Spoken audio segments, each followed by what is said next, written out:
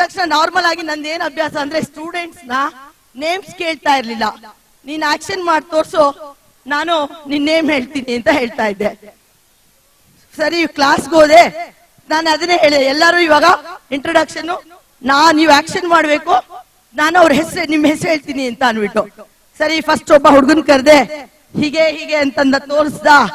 ಆಕಾಶ್ ಅಂತಂದೆ, S pass ಆದೆ, S ಅಂದ ಹುಡುಗ.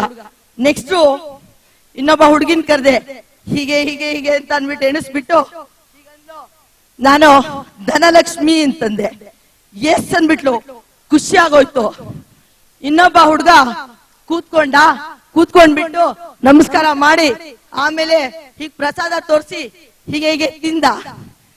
ಪ್ರಸಾದ್ ಅಂದೆ, ಪಾಸ್ ಆಗೋದೆ ಅಂತ ಅನ್ಕೊಂಡೆ. ತಿರ್ಗಾ ಇನ್ನೊಬ್ಳು ಹುಡುಗಿ ಬಂದ್ಬಿಟ್ಟು ನಾನ್ ಹೇಳ್ಬೇಕಾ ಎತ್ತು ತೋರಿಸ್ಲಾ ಅಂದ್ಲು. ಅಯ್ಯಯ್ಯೋ ಏನ್ ಎತ್ತು ತೋರಿಸ್ತಾಳಪ್ಪ ಇವಳು ಅಂತ ಅನ್ಬಿಟ್ಟು ಭಯ ಆಗೋಯ್ತು. ತಿರ್ಗಾ ನಾನು ಏನ್ ಎತ್ತು ತೋರಿಸ್ತೀಯ ಅದೇ, ಮೇಡಮ್ ನೀವ್ ಹೇಳಿ ನನ್ನ ಹೆಸರು ಹೇಳ ಎತ್ತು ತೋರಿಸ್ಲಾ ಅಂದ್ಲು. ಅಯ್ಯಯ್ಯೋ ನನ್ಗೆ ಮೈಸೂರಲ್ಲಿ ಮುಂಚೆನೆ ಹೇಳಿದ್ರು, ಅಯ್ಯೋ ಬೆಂಗಳೂರು ಹುಡುಗರ ಹತ್ರ ನೀನ್ ಬಾಳಕ್ ಆಗಲ್ಲ ಅಮ್ಮ ನೀನು ಅಂತ. ಇವಳೇನಾದ್ರು ಎತ್ತು ತೋರಿಸ್ಬಿಟ್ಟೆ ಅಂತ ಅನ್ಬಿಟ್ಟು, ಬೇಡಮ್ಮ ನೀನು ಬಾಯಲ್ಲೇ ಹೇಳು ಅಂತಂದೆ. ಅದಕ್ಕೇನೆ ಬಾಯಲ್ಲಿ ಹೇಳಿದ್ರೆ ನನ್ನ ಹೆಸರು ಆರ್ತಿ, ಎತ್ತು ತೋರ್ಸಿದ್ರೆ ಹೀಗೆ ಅಂತಂದ್ಲು. ಅವಾಗ ಅಯ್ಯಯ್ಯೋ ಆರ್ತಿಗೆ ಇಷ್ಟು ಕತೆನಾ ಅಂತ ಅನ್ಕೊಂಡೆ.